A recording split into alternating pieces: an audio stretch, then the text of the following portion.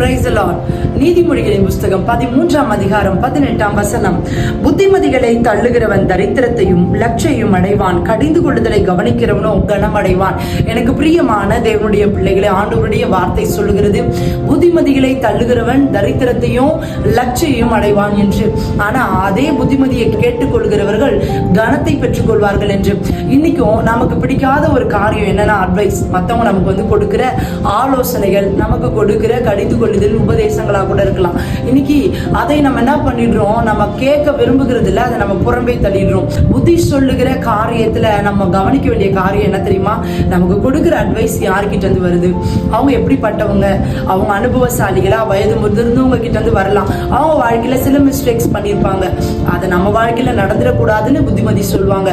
அப்போ நம்மளை விட பெரியவங்களுடைய புத்திமதிகளை நிச்சயமா நம்ம ஏற்றுக்கொள்ளணும். இன்னொரு காரியம், திருச்சபையில இருக்கும் பொழுது நமக்கு மேல இருக்கிற மூப்பர்மார்களா இருக்கலாம், ஊழியக்காரரா இருக்கலாம், அவர்கிட்ட இருந்து நமக்கு வருகிற உபதேசங்கள், அதாவது மூட நெடுக்க போய் தண்டிக்கப்படுகிறான் என்று வசனம் சொல்லுகிறது.